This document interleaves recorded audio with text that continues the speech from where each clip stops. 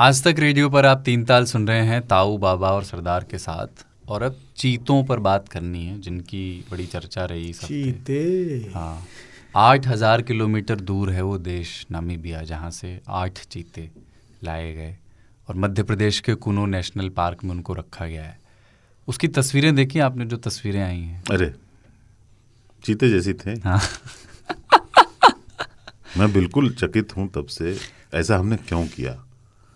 बहुत ही अजीब सा है ये। मतलब कल को हमारे देश में शरीफ लोग नहीं बचे, क्या हम ईरान से ले आए? ये क्या तरीका है? नहीं बचे तो नहीं बचे, बाहर के देशों में है ना। तो ईरान से जिनको शरीफ समझ के लाएंगे वो सारे शरीफ होंगे कि नहीं? हो सकता है नवाज शरीफ हो। क्या करे। ये कहना कि हमारे देश में चीते थे अब नहीं है, चलिए हम अफ्रीका से ले आते हैं, ये बहुत ही उल्टा सा है और ये नहीं होना चाहिए। ये चीते में ये 8 है ना, मुझे डर है कि ये मर जाएंगे। वहाँ 50-60 तेंदुए हैं उस इलाके में। हाँ, वो ऐसा कंटाप मारेंगे उनको, ये एक बार में उलट जाएंगे। चीते होते हैं शरीफ, म्याऊं म्याऊं करने वाले, बहुत दहाड़ते नहीं है, ऊपर से तो बहुत प्यारे, तेज होते हैं। तेज से क्या होता है? तेज तो बहुत चीजें होती हैं। तेज तब होना जब दूर हो। तेंदुआ गर्दन भर लेगा एक बार तो सारी तेजी धरी रह जाएगी। अच्छा, वो किसी को मालूम नहीं था तो एक प्रोड्यूसर ने एक जगह लिख दिया था कि अब भारत में दहाड़ेंगे चीते। उसको नहीं मालूम, तो बाकी जगह जहाँ ठीक चल रहा था, भारत में रफ्तार पकड़ेंगे। लेकिन अब क्या है कि आप ना चूहे को उनके बिल से निकाल के कहीं और ले जाओ तो मर जाते हैं वो। ये सब एक इकोलॉजी के ये डोमेस्टिकेटेड है। हाँ, ये पालतू चीते हैं, ये जंगली वाले भी नहीं सर। गिर में जितने लायन है ना, हाँ, उनको लोग मोटरसाइकिल से स्प्लेंडर पे बैठे 3 लौंडे, ऐसे लौंडे जिनको कंटाप मार दिए तो 3-4 दिन तक उठे नहीं चरपैया से, उस तरह के लौंडे शेर हाँक रहे होते हैं। अरे मुर्गा देकर ललचाते हैं शेर को और वीडियो बनाते हैं। रात में शेर खड़ा है, उसको मुर्गा दिखा रहे हैं, अब उसके सामने मुर्गा खा रहे हैं। ऐसी हालत है शेरों की। शेर कहता नहीं, हम राम नाम सुन लिया है, शेरों को हम कंठी पहने हैं, ये कर लो पहले। अभी इस देश में क्या है, अभी क्या हुआ, बिश्नोई समाज ने लेटर लिख दिया, चीतल को मत छोड़ो, चीतल को खाने मत दो इनको। नहीं, अरे उस पे और कमाल हुआ है। चीते नामीबिया से बिश्नोई थोड़े वो तो चीतल ही खाएंगे ना। उन्होंने कहा कि चीतल बिश्नोई वहां नहीं भेजनी चाहिए। अच्छा, उसमें एक पोस्ट तो और कमाल का था। एक ने कहा कि हम जाने को तैयार हैं, आप चीतल मत छोड़ो, आप हम अपने आप को उस बाड़े में रख लेंगे, आप हमारे। नहीं, उन्होंने कहा कि वो छोटे छोटे मासूम बच्चे भी रोते हुए गए हैं चीतलों के। और देखिए, ये कहते हैं पशु प्रेमी है। अरे पशु प्रेमी हो तो चीतल और चीता दोनों से प्यार होना चाहिए ना आपको। आप खाली चीतल से कैसे कर सकते हो? और चीता को खाने का तो हक है ना। और वो क्या खाएगा बताओ? चीता है तो कोई फास्ट दौड़ने वाला जानवर ही खाएगा ना। आदमी वो खाता नहीं, उसका भी टेस्ट है लाइफ में कुछ, है ना। आपके नियम है, आप तो नॉन वेजिटेरियन फूड टच नहीं करते। चीता को एक्सपेक्ट करते हो बच्चों पकड़ के खाए, आदमियों के नहीं करेगा ना। उसको चीतल चाहिए, उसके लिए डिनर। उस पर मुझे शक नहीं है, शक है कि वो डिफरेंट इकोलॉजी से उठ के पनीर है, सब खिला सकते हो। हाँ। दूसरी जगह आए हैं और हम एक्सपेक्ट करते हैं कि वो, अच्छा पेड़ है, वो ग्रासलैंड वाले जानवर होते हैं, इतनी रफ्तार पकड़ लेते हैं ना कि बस मतलब रॉकेट बन जाते हैं वो। यहाँ यार इधर पेड़ आ जाएगा, उधर पत्थर आ जाएगा, धक्का लग लग के मर जाएंगे। उतनी स्पीड में टर्न करना, ब्रेक लगाना काफी कठिन हो जाता है। उसको लगा कि फरारी लगे बनारस में घूम रहे हैं। फिर भी आप जो चीतों को ट्रांसफर करने के प्रोसेस वाली जो बात कह रहे थे ना, मैं उससे इसलिए भी रिलेट कर पाता हूँ। कैट्स को देखा है मैंने, जब भी आप उन्हें एक जगह से दूसरी जगह ले जाते हैं, मोस्ट ऑफ द कैट्स, कुछ ही कैट्स होती हैं जो सहज होती हैं, खासतौर से एक कन्फाइंड स्पेस में रख के, अगर आप एक केज में रख के ले जा रहे हैं, उनको भी एक ऐसे केज में रख के लाया गया जो बंद था चारों तरफ से, तो वो कभी भी सहज नहीं होते। और इसीलिए आने वाले वो यात्रा तो दुखदाई रही ही होगी उनके लिए, अब इकोलॉजिकल इश्यूज जो होंगे। इसलिए जब वो यहाँ पहुँचे 1-2 दिनों तक, जब कैमरे उनको देख रहे थे कि कैसे हैं, तो चल भी रहा था, सहज नहीं दिख रहे हैं चीते, वो परेशानी जो है वो थोड़ा सा बेचैनी दिख रही है उनके बर्ताव में। तो वो ये जो ट्रांसफ़र का प्रोसेस है ना, उन 8 चीतों के लिए बड़ा दुखदाई भी रहा हो, बहुत ड्रामेटिक है।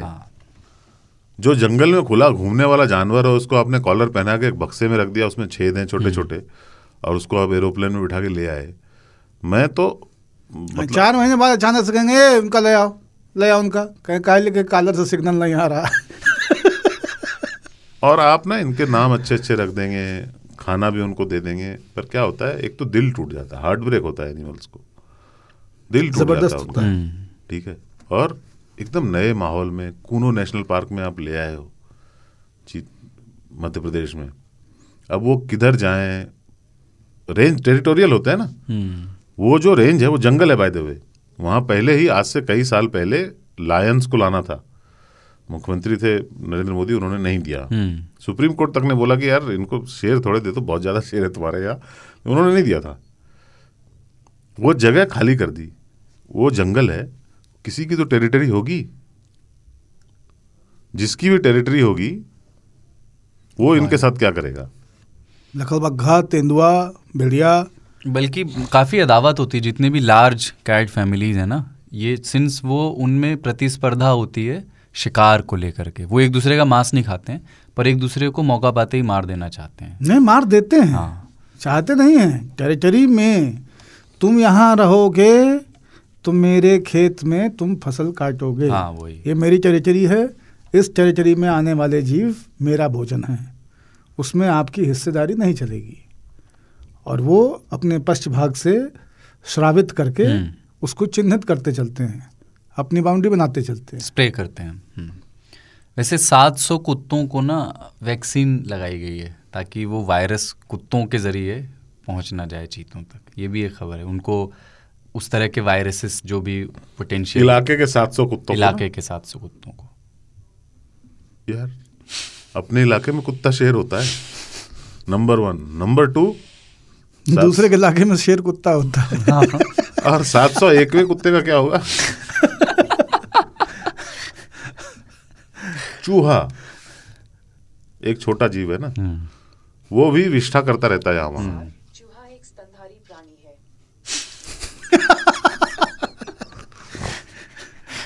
है देखा चूहा अगल ये रख लेना वैसे ये देखिए गूगल तो बहुत सारे जानवर हैं, आप ये वायरस एंटीवायरस लगा करके ना नहीं रख। दूसरा बात, वो क्या लेकर आए हैं वो हम नहीं जानते, वो नमी भी ऐसे आए हैं, उसके बारे में तो बड़े स्टीरियोटाइप्स हैं ब्लू आइड वाले लोगों के मन में।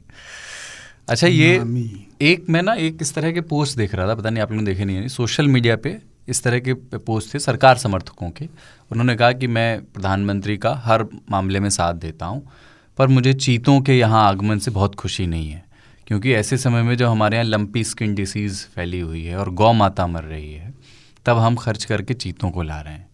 ये आर्ग्यूमेंट क्या लगता है? अरे खर्चा, यही दिक्कत है ना इस देश में, खर्चा सोचते हैं, खर्चे पे ले आते हैं कि मंदिर बना रहे हो इतने में स्कूल बन जाता, अरे है पैसा भाई, पैसे का मामला नहीं है, मामला है कि आप क्या कर रहे हो, सही कर रहे हो या गलत। मेरे हिसाब से सरकार जितने काम करती है सभी सही नहीं होते, और ये जो है बाय द वे इसका दोष मनमोहन सिंह को है, क्रेडिट लेते हैं खाली जयराम रमेश, उनको दोष भी लेना चाहिए। वो क्लेम कर रहे थे ना कि तो हमने पूरा प्रोजेक्ट तो हमने किया है, ये क्रेडिट नरेंद्र मोदी ले रहे हैं, तो इसका दोष मैं उन पे मढ़ता हूँ। ये सब आइडिया ही बहुत बेवकूफ़ाना है कि हमारे देश में ये जंतु नहीं है तो हमको यहाँ ले आना चाहिए। हाँ, जैसे राजीव गांधी बोले आए थे ये इजरायली कीकर बबूल, इंदिरा लाइन गांडा बाबल, हाँ, वो लगा दिया कि मार दी इस देश को, हाँ, इरोजन रुकेगा सॉइल का, वो इरोड कर दी इस देश का पूरे। गांडा जो है ना पागल को बोलते हैं, पागल बबूल जो है ना वो कुछ और उगने नहीं देता। तो हमने ये सोच करके कि जहाँ कुछ नहीं उगता ये जल्दी उग जाता है, बहुत सेफ सा हरियाली दिखती है पर होती नहीं है, और किसी स्पीसीज को वो जिंदा नहीं रहने देता। इनफैक्ट मतलब वो जंतुओं की आप बात कर रहे हैं जो फ्लोरा एंड फौना, तो इस पौधों में बहुत सारी जगहों पर, जैसे कॉर्बेट में भी मैं गया था तो हमारे जो गाइड साहब थे उन्होंने बताया कि वहाँ 2 चीज़ों ने बहुत समस्या पैदा की हुई है। एक है सागौन, तो सागौन ने, वो भी बाहर से आया हुआ है, वहाँ का नेटिव वो नहीं है।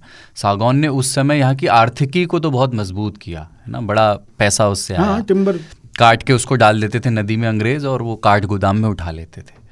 लेकिन अब क्या है कि सागौन ने अपने नीचे की ज़मीन पे कुछ नहीं होने देता है, तो सागौन अभी काटना भी इलीगल है, क्योंकि आप काट के उसकी तस्करी कर सकते हैं, तो काट भी नहीं रहे हैं लोग, और बढ़ रहा है पूरा जंगल, अब सागौन का जंगल हो गया है।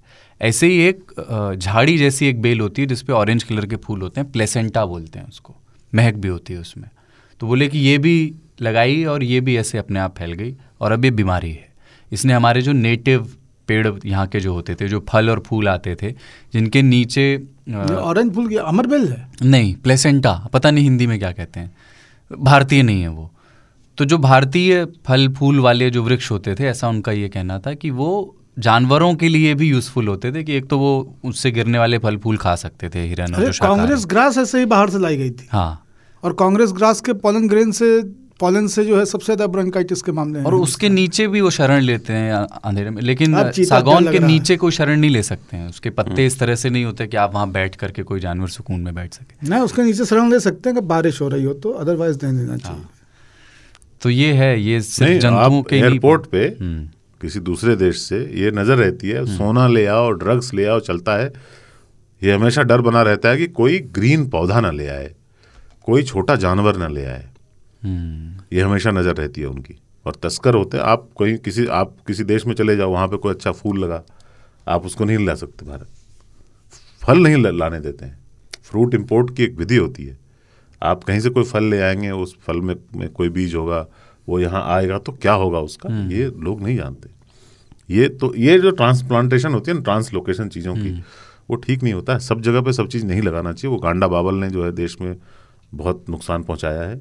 ग्रीन ग्रीन दिखता है मगर बर्बाद करता है। हाँ, मतलब बबूल इतना मजबूत पेड़ है, उससे हम लोग के यहाँ थूनी बनती हैं, छप्पर रुकते हैं, फर्नीचर बनता है, बेंत इतने अच्छे बनते हैं, स्टम्प बनते हैं, कितनी तरह से हमारा जो बबूल था ना, लेकिन उस बबूल से कुछ नहीं बनता, कुछ नहीं होता। उससे केवल अगर सही जो मिल गया तो एक गुलेल बन सकती है जो किसी की आंख फोड़ने का काम आएगी, और कोई काम नहीं। उस बबूल से जो बबूल बाबा बता रहे हैं, सिवाय गुलेल के कुछ नहीं मिल सकता। वो भी अच्छा जोड़ नहीं मिलता है।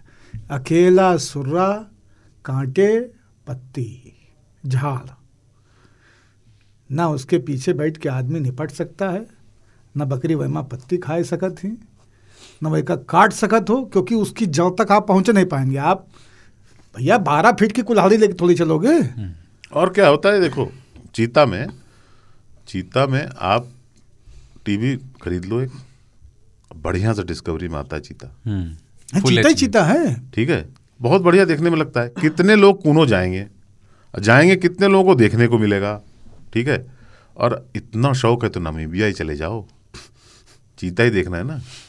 ये क्या बात हुई कि आप मुझे अपने घर में चाहिए कि फुलाने का अल्सेशन बहुत अच्छा है। तो एक दिन सुबह उठ गए, भगीरथ गंगा ले यार कहीं क्या है, कहीं नहाए मन हो रहा है, जाब नहीं है ले यार। अच्छा था ये। खैर पर मुझे डर है कि ये बहुत कॉम्प्लिकेटेड है इनका सर्वाइवल यहाँ पे। वो कर पाएंगे या नहीं कर पाएंगे, और कोई फायदा नहीं होगा। मोदी जी पहले गुजरात में लाए थे 4, जब वो मुख्यमंत्री थे, सिंगापुर से, वो नहीं सर्वाइव किए।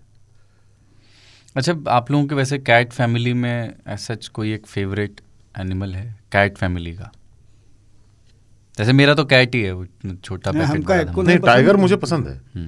टाइगर मतलब इंडियन जिसको हम रॉयल बंगाल टाइगर बोलते हैं, बहुत सुंदर, मुझे बहुत पसंद है। हमको एक को मतलब उनकी चाल, उनका चरित्र, उनका चेहरा, उनकी फेरोशियसनेस, उनका दहाड़, सब मुझे पसंद है। और मैं देख चुका हूँ और बहुत इम्प्रेसिव लगा है मुझे।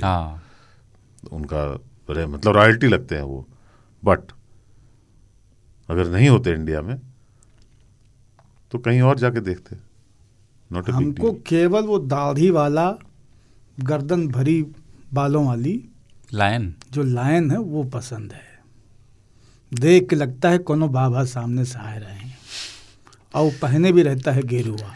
हाँ, बाबा को दाढ़ी वाले बाबा पसंद है ना, दाढ़ी है और गेरुआ पहने तो लगता है भगत आदमी है, ठीक है, मन ही जैसे।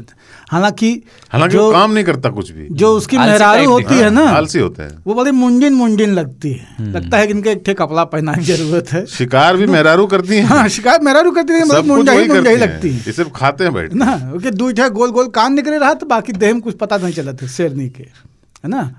और दूसरे बच्चे उनके बड़े खूबसूरत होते हैं। बाकी जितने टिपर बिग्गी पूरी कौम है ना जितनी बिल्लियों की, अपने कोई इंटरेस्ट नहीं। अपन हमेशा से गज प्रेमी रहे हैं। हाथी सबका साथी, सबसे बढ़िया मतवाला होता है ना वो भी, जिसको चाहिए ले जाओ दुनिया से, लाने की जरूरत नहीं है, जिसको चाहिए ले जाओ। तो लार्ज कैट्स के बारे में ये चर्चा यहीं तक। आपको इसमें जो भी जोड़ना हो आप हमें चिट्ठियाँ भेजिए radio@aajtak.com पर। मैं स्मॉल कैट्स का प्रेमी हूँ। मुझे एक चीज़ और बाबा मैं कहना भूल गया कि एक नाम बहुत पसंद है मुझे पता नहीं तेंदुए का नाम तेंदुआ क्यों है, कि वो तेंदू के पत्ते पेड़ के पास रहा या नहीं, पर तेंदुए को गुलदार भी कहते हैं। तो गुलदार मुझे बहुत खूबसूरत नाम लगता है क्योंकि गुल के धब्बे उसके शरीर पर होते हैं। तो गुलदार तो वो पसंद है ही। चलो गुलदार चलो। और मुझे ना एक मुहावरा ऐसे बड़ी तकलीफ है उसमें जो बिल्लियों से निकला है कि खिसियानी बिल्ली खंबा नोचे। वो ट्रेट है, वो किसी भी पेड़ को भी नोचता है शेर, और वो स्क्रैच करते हैं। वो एक तरह से उनकी सफाई, नाखूनों को साफ करने का तरह, शार्प करने का। हाँ, शार्प घिसना, क्योंकि नाखून अगर लंबे हो गए तो वो उन्हीं को तकलीफ देने लग जाएंगे। हाँ। वो ऑलरेडी कर्व्ड नेल होते हैं उनके, ऑलमोस्ट 250 डिग्री सेंटीग्रेड तक। अगर वो ज़्यादा घूमेंगे तो 360 हो जाएंगे, उन्हीं को खाने लगेंगे। हाँ। और जंगल में सब कुछ है, वेटनरी हॉस्पिटल नहीं है तो वो खुद ही करना पड़ेगा। हाँ। उनको रेगुलर हॉस्पिटल में जाना पड़ता है। और सारे जानवर जानते हैं कि रामदेव जी एक बहुत बढ़िया योगाचार्य हैं, वो सब जानते हैं कि करने से होता है, और नाखून खास करके करने से ही होता है। अच्छा, बिल्लियों के बाल होते हैं और बिल्लियों को बाल गिरने की समस्या नहीं है क्योंकि वो खंबा नोचती है।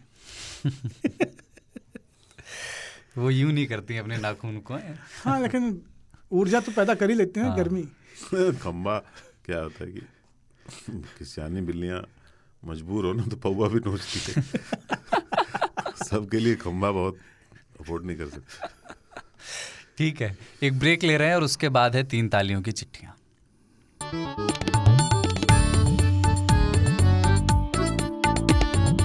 आज तक रेडियो पर आप 3 ताल सुन रहे हैं ताऊ, बाबा और सरदार के साथ, और अब चिट्ठियों का वक्त है न्योता वाले श्रोता में। पहली चिट्ठी इन्होंने जैसा लिखा है मैं वैसा ही पढ़ रहा हूँ। अपर्णा तिवारी, लाइब्रेरी, उत्तर प्रदेश। मेरा योगी जी को प्रस्ताव है, बदल ही दो। बाबा ताऊ और शायद इसी बहाने सोनिया हार जाए। बाबा ताऊ और कुलदीप सरदार को नमस्कार। मैं अपर्णा लालगंज रायबरेली की रहने वाली हूँ, दिल्ली में रहती हूँ, और ताऊ की तरह थप्पड़ का जवाब थप्पड़ से ना देकर हत्या ही कर दूंगी वाले पंथ की अनुयायी हूँ। आनंद मार्गी ये सब। बाबा नाम केवलम। 3 ताल के पहले तक कुलदीप सरदार को मैं उनके काम से जानती थी, और बाबा को जानने को लेकर एक किस्सा है। आज से 8 साल पहले जब मैं लालगंज से रामजस कॉलेज पढ़ने आई तो कॉलेज में अक्सर कुछ ना कुछ होता रहता देखती सुनती थी। एक दिन नोटिस बोर्ड पर एक पोस्टर देखा, हिस्ट्री डिपार्टमेंट अवध और अवधि पर कुछ चर्चा करा रहा था। अंग्रेजी ठीक करने और उस माहौल में फिट होने की होड़ में उस वक्त सब सेमिनार और टॉक्स हम अटेंड करते थे, तो उधर भी पहुंच लिए। बाबा को हमने पहली बार वहाँ सुना। मुकुल मांगलिक ने वो आयोजित किया था रामजस में, उसमें सलीम किदवई और सईद नकवी, हम और एक महिला जर्नलिस्ट हैं, वो भी लखनऊ की हैं, देखिए बताइए नाम नहीं याद रहता, और सन्ने नकवी भी थे। तो बाबा को हमने वहाँ पहली बार सुना और हम एकदम इम्प्रेस्ड कि यार कोई रायबरेली का आदमी इतने एलीट माहौल में आकर मेरी भाषा, मेरे क्षेत्र, मेरे लोगों पर बात कर रहा है। एकदम फ़ैन वाला मामला हो गया, और तब से हम बाबा को जानते हैं और सोशल मीडिया पर फॉलो करते आए हैं। 3 ताल को लेके मामला ऐसा रहा कि मैं 3 ताल की नशेड़ी तो नहीं रही, पर मैंने पॉडकास्ट के नाम पर अगर कुछ सुना तो वो 3 ताल ही था। और उसका बहुत बड़ा कारण बाबा रहे, क्योंकि वो लौट लौट के हमको अपनी अम्मा की भाषा, अपने गांव घर जवार की बोली और किस्सों तक पहुंचाते रहे। हमको याद भी नहीं कि हमने आखिरी बार कब बोला था कि तुमरे काहे चुन्ना काट रहे हैं, पर बाबा को सुने तो एकदम क्लिक कर गया कि यार या तो हम हर आए गए अपे दिन घर में, कि यार ये तो हम तुम बोला करो, कौन चुन्ना काटे तो काटे दो। और इसीलिए हमारा 3 ताल से ख़ास जुड़ाव रहा, क्योंकि ये जो वाक्य था हमने आए दिन अपने घर में सुना है। खैर, जब सोशल मीडिया पर 100वें एपिसोड का ट्रेलर देखा तो लगा कि जाना चाहिए, पर कमबख्ते डेडलाइन ने न जाने दिया। तो सोचा कि जब आएगा ऑनलाइन तो सुन लिया जाएगा। तो एपिसोड जिस दिन यूट्यूब पर आया, हम ऑफिस से लौटे थे और देखना शुरू किए। देखते देखते ही खाना गर्म किए और खाते खाते ही देखते रहे।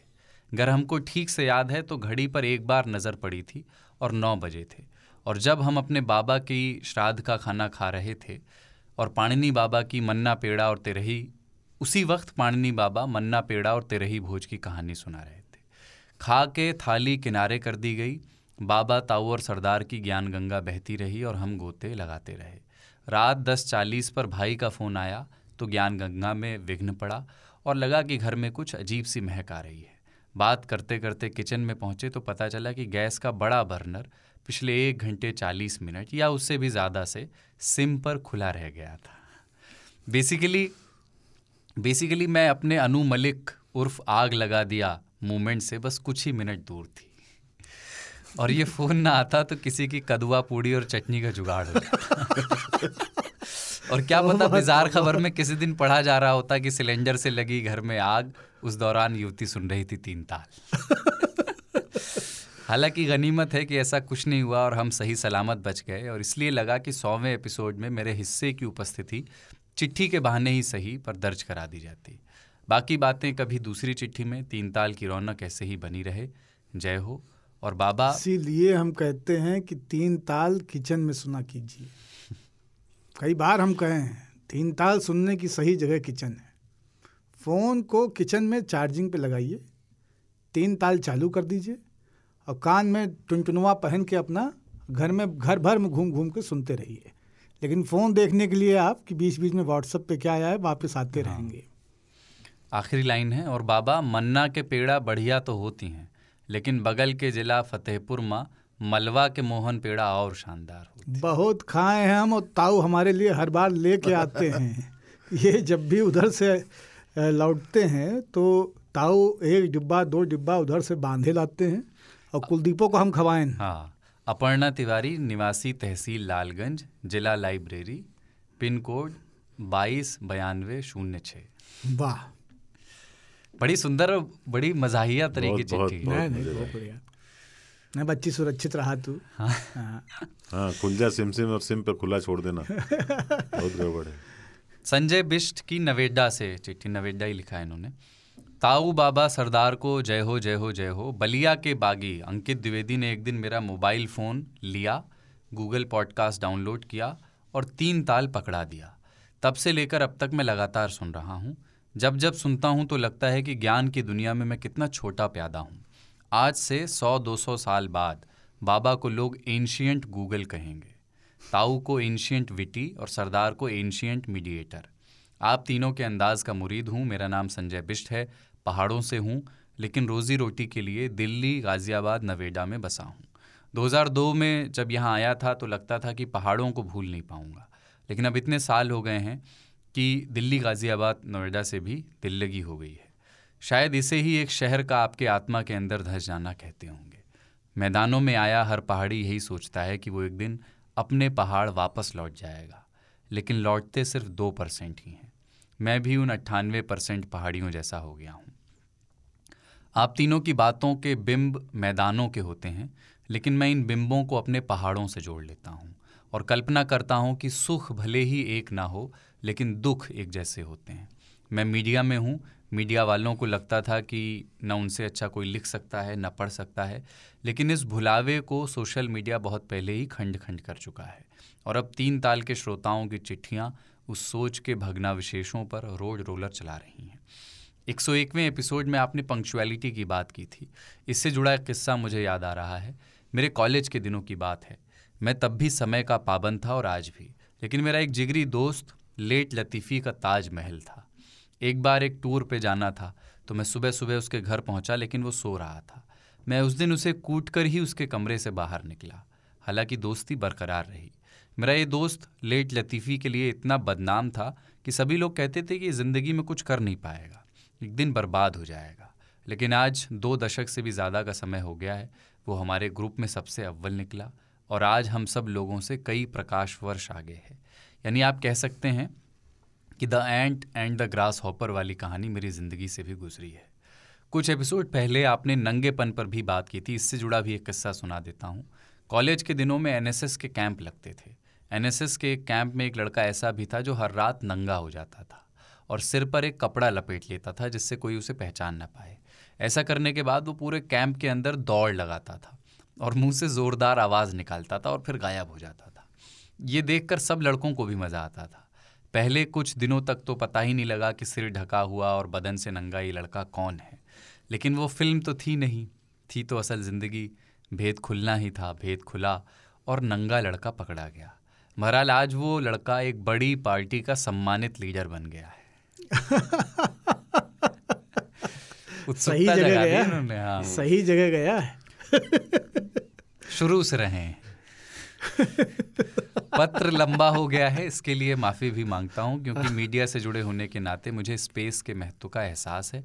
आप तीनों की महफिल ऐसे ही जमती रहे, यही कामना है। संजय बिष्ट, नोएडा। वाह गुरु वाह। संजय भाई, आपकी दोनों कहानियां बहुत जबरदस्त थी। जबरदस्त। लेकिन दूसरे ने जो तीर मारा है ना, ये इसके रिकॉर्डिंग बंद होने के बाद भी जारी रहेगी कुछ। संकट ये है कि अब सारी पार्टियों के लोग जो है वो जो सुनते हैं तीन ताल, वो सोच रहे होंगे कि यार हमारा कौन सा नेता है। नहीं, अभी भी जो आप टीवी पे अपीयर होते हैं, मैं गेस मारूंगा। अगली चिट्ठी कटनी मध्य प्रदेश से अरविंद इंगले की है। चिट्ठी क्या, छोटा सा एक मैसेज है। डियर सरदार बाबा और ताऊ, निवेदन है कि हमने देखी है तीन ताल की महकती खुशबू। वीडियो प्लेटफॉर्म पर लाकर इसे इल्ज़ाम न दो, सिर्फ एहसास से ये रूह से महसूस करो। प्यार को प्यार ही रहने दो, कोई नाम न दो। क्या बात, हम एकदम अनुमोदन करते हैं इनकी बात का। हाँ, मैं भी। अगली चिट्ठी हस्तलिखित है, ये मेरे हाथ में भी है, उसका एक प्रिंट आउट इन्होंने हाथ से लिख के और फिर हमें उसका फ़ोटो खींच के भेजा है। दिनेश रोहिल्ला, सीकर राजस्थान से। जय हो ताऊ बाबा और भाई सरदार और तीन ताल के संपूर्ण गठबंधन को तहे दिल से सादर प्रणाम। मेरा नाम दिनेश रोहिल्ला है और रहने वाला मैं राजस्थान के शेखावाटी से ज़िला सीकर का हूँ और नौकरी भिवाड़ी क्षेत्र के एक MNC कंपनी में करता हूँ। जब चिट्ठी लिख रहा हूँ तो समय हो रहा है रात के करीब 10:50 और साथ में सुन रहा हूँ तीन ताल का 100वां एपिसोड। हुआ ये कि मैंने ख़रीदा एक मोबाइल और उसके साथ मिला गाना ऐप का प्लस सब्सक्रिप्शन। तो मैंने किया झट से इंस्टॉल, क्लिक और पॉपुलर नेटवर्क पे आ गया मैं और सामने आ गया तीन ताल और सुना तो लगा कि यार मैं अपने देशी गांव में पहुंच गया हूं। तब से जब भी गांव की सैर करने का मन करता है मैं तीन ताल सुन लेता हूं। ताऊ बाबा और सरदार भाई से निवेदन है कि कभी राजस्थान की मरुभूमि यानी धरती धोरा की मिट्टी की खुशबू की चर्चा ज़रूर करें। आज बस इतना ही, आगे का सुहाना सफ़र जारी रहेगा। चिट्ठी को पेपर पर लिखकर उसकी फ़ोटो खींचकर इसलिए भेज रहा हूँ कि इस सफ़र को सहेज कर रखना चाहता हूँ। आपका तीन तालिया, दिनेश रोहिल्ला। धरती दिनेश भाई, ये मैसेज आप कर सकते थे, जिस माध्यम से भेजा वहाँ टाइप भी कर सकते थे, पर आपने हाथ से लिखकर इसे जो है वो अनमोल बना दिया है। बिल्कुल, तो इसको हम रखने वाले भी हैं, इस प्रिंट आउट को। बिल्कुल। एक गीत हमने पहले भी बताया कि राजस्थानी गीत, छाती पर पैणा पड़या नागरे, धोरा माला देश जागरे। वाह। तो वो गीत मुझे याद आ गया आज ये धरती धोरा रही देख करके। मैं दी इसलिए पढ़ गया उसको क्योंकि पंजाबी में, गुरमुखी में दी ऐसे ही लिखा जाता है। रा की तरह दा बनता है। और हम थोड़ी देर पहले ही बात कर रहे थे कि भारत जो है स्पिरिचुअलिटी का देश है, यहाँ सीकर रहे हैं। We the seekers. अगली चिट्ठी आकांक्षा सिंह की, बस्ती उत्तर प्रदेश से। तीन ताल के 100 एपिसोड पूरे होने पर आप तीनों, बाबा, ताऊ और सरदार और आज तक रेडियो की पूरी टीम और तीन तालिया परिवारजन सभी बधाई के पात्र हैं। 100 एपिसोड पूरा होने की खुशी मैं उसी तरह अनुभव कर रही हूँ जैसे मैंने कक्षा 8 की परीक्षा में अच्छे अंकों से उत्तीर्ण होने पर किया था। मन बैठे तो था कि अभी तो स्ट्रीम यानी आर्ट्स या साइंस में से चुननी होगी, पढ़ाई बढ़ जाएगी, परंतु इस बात के विचार से मन हर्षित हो उठता था कि चलो एक पड़ाव तो बढ़िया से पार हुआ। मेरा तीन ताल को सुनने का सिलसिला विंक ऐप से शुरू हुआ, जिसमें अलग अलग 5 ऑप्शन बने थे, जिसमें से एक पॉडकास्ट पर मैंने क्लिक किया इस जिज्ञासा में कि ई का चीज़ है। फिर उसके अंदर टाइप्स पूछा, जैसे कॉमेडी, नॉलेज, मोटिवेशन आदि। तो उसमें ढेर सारे थे, उसमें से मैंने एक पे क्लिक किया और आगे बढ़ती रही, और फिर मैंने 3 ताल देखा और ये देखा कि उस पर आज तक रेडियो लिखा है। तो मैंने उस पर क्लिक किया और एपिसोड 1 लगाकर सुना और मज़ा आया। फिर दूसरा सुना और मज़ा आया। फिर तीसरा सुना, फिर मज़ा आता ही रहा। मेरे उसे सुनने से धीरे धीरे मेरा भाई भी सुनने लगा। फिर मेरे पापा तक ये बात पहुंची, तो उन्होंने पूछा, ये क्या है, क्या बातचीत सुनते रहते हो तुम लोग? तो मैंने उन्हें 12-13 मिनट सुनाया। तो पूछे कि ये बताओ आता कहाँ है?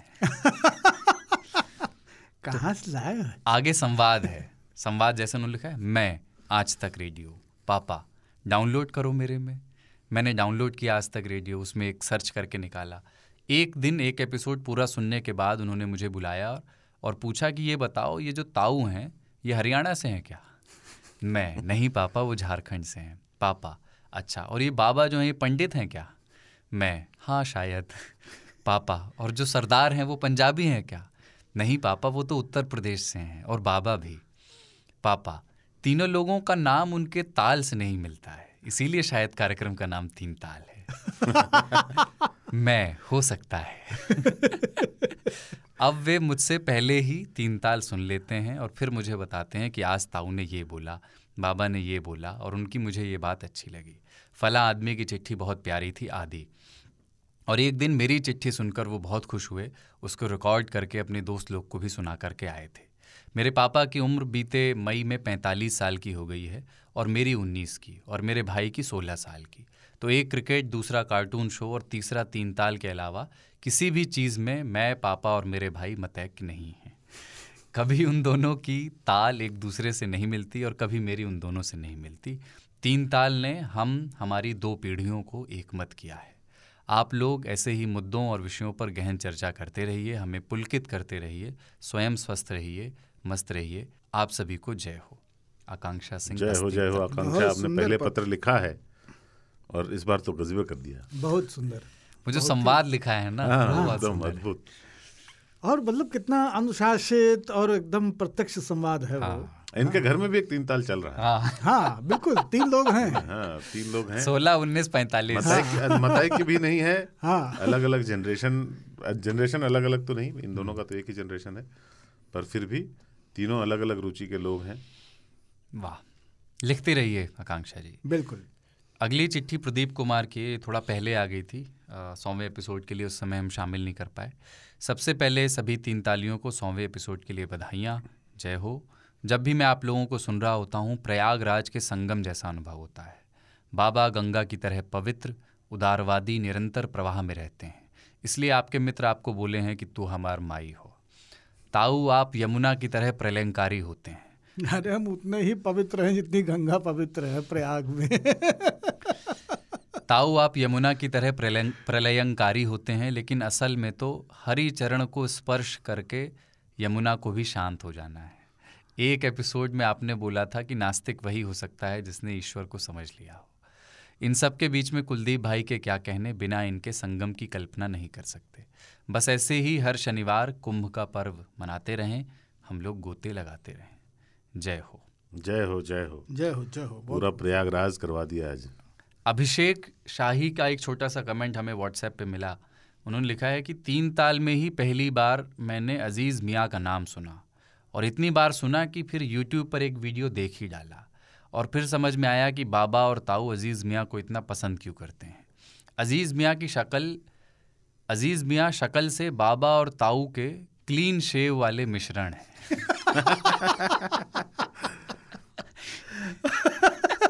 बाप रे, मेरा रूप और यौवन दोनों जो है ना अजीज मियाँ के जैसा ही है। बाल बाबा जैसे, बाबा के बाल। तौबा मेरी तौबा। अंगूर की बेटी। राघवेंद्र प्रताप की चिट्ठी है बलिया से। अभी इनका जिक्र भी हो रहा था थोड़ी देर पहले जब हम लोग रिकॉर्ड करने से पहले बैठे थे। ताऊ, बाबा और सरदार के साथ पूरे सभी 3 तालियों को जय हो। पिछले 4 दिन से बाबा हम अलग खुशी में हैं। ऑफिस वालों को बोल दिया है कि अब हम उनके कॉफ़ी मग में नहीं, 3 ताल के कॉफ़ी मग में चाय पिएंगे। जिया रजा। अब उनको पता लग गया है कि मैंने छुट्टी क्यों ली थी, और कुछ को आश्चर्य हो रहा है कि मैंने इसके लिए छुट्टी ली थी। अब मैं उनको भी 3 ताल का लिंक भेज रहा हूँ। कुलदीप भाई, कॉफ़ी मग पर एक बार कोड की कमी है। बार कोड होता जो हमारा जो पॉडकास्ट का URL है वहाँ पे ले जाता तो थोड़ी और आसानी होती साझा करने में। पता है, मैंने इंस्टा पर आप लोगों के साथ फ़ोटो लगाई थी तो एक मैसेज आया कि ये तुम्हारे अपने ताऊ हैं क्या? तो मेरा जवाब था कि हाँ, अब तो ये लोग अपने ही हैं। क्या बात। इस बार दिल्ली से आते वक्त ऐसा लग रहा था जैसे घर से दूर जा रहे हों। इस स्नेह के लिए आप तीनों के साथ साथ नितिन भाई, जमशेद भाई, केशव भाई और पूरी आज तक रेडियो की टीम को धन्यवाद। और एक विशेष धन्यवाद प्रिय शुभम भाई को, जिन्होंने पूरे आत्मीय भाव से सभी 3 तालियों को एकत्रित किया और उतने ही आत्मीय भाव से सबका स्वागत किया। उन सभी 3 तालियों को भी धन्यवाद जिन्होंने इस कार्यक्रम में शामिल होने के लिए उत्साहित किया और इसमें और लोगों ने भी शामिल होकर इसको हमेशा के लिए यादगार बना दिया। आप सबके इस स्नेह और प्यार ने इस कार्यक्रम को हमेशा के लिए स्मरणीय बना दिया है। जय हो राघवेंद्र प्रताप, बागी बलिया। वाह राघवेंद्र भाई, आपकी उपस्थिति, आपकी स्नेहमयी भेंटें और स्मृतियाँ सब स्मरणीय हमारे लिए भी हैं, झप्पियाँ भी। बिल्कुल। हाँ, हम तो फोटो भेजेंगे इनको। फोटो जो है लग गया है फ्रेम। अच्छा, हाँ। और आज वो 3 ताल पे जो अपना एक नया इमर्सिव कंटेंट पब्लिश हुआ है, उसमें भी तस्वीरें हैं। हाँ, तो वो अपन लिंक व्हाट्सएप वाले ग्रुप में, हाँ, 3 तालियों का जो व्हाट्सएप ग्रुप, ट्वीट भी कर दें उसको। हाँ, तो वो है। और आज जिन मसलों पे बात हुई, ईरान पर, जलेबी पर, समोसा पर, और उसके पहले लेस्टर पर, जो मल्टी कल्चरलिज्म, बहुसांस्कृतिकवाद, उस पर, और चीता पर, बिल्ली पर, तालिबान के बिजार स्टोरी पर, PUBG पर, वीडियो गेम्स पर, और एक नामी बिया है उनके ऊपर भी बात हुई। हाँ, नामी बिया। तो इन पर आप अपने तजुर्बे, अपने संस्मरण, अपने किस्से भेजिए। गए नहीं हैं तो क्या हुआ, सोचते जो हैं वही लिख दीजिए। हाँ, मैं उम्मीद कर रहा हूँ, हो सकता है ब्रूस भाई या और 1-2 लोग अपने बहुत ज़्यादा साइंटिफिक टेम्परामेंट के लोग हैं। एक शायद टेक्सास से कुमार भी लिखते हैं। हाँ, कोई पहलने वाला है हम लोग। नहीं, मैं उस पर फ्लोरा एंड फौना वाली जो हमने बातचीत की है, उस पर एक मैं अच्छी वैज्ञानिक चिट्ठी की उम्मीद कर रहा हूँ। देखते हैं आती है कि नहीं। तो चिट्ठियाँ भेजने का तरीका है radio@aajtak.com, ईमेल ID यही है, आप इस पर भेज सकते हैं, या फिर आप व्हाट्सएप कर सकते हैं 9953332303। radio@aajtak.com ज़्यादा प्रेफरेबल है क्योंकि वो सब लोगों तक उपलब्ध है। व्हाट्सएप का नंबर हमारे यहाँ एक ही सज्जन चलाते हैं, वहाँ पर भी आप भेज सकते हैं। और अगर आप अभी तक 3 तालियों के व्हाट्सएप ग्रुप में नहीं शामिल हैं तो आप इसी नंबर पर 9953323303 पर आप एक मैसेज कर दीजिए। मैं भी 3 तालियां, आपको हम उसमें शामिल कर लेंगे। जय हो, जय हो, जय हो, जय हो।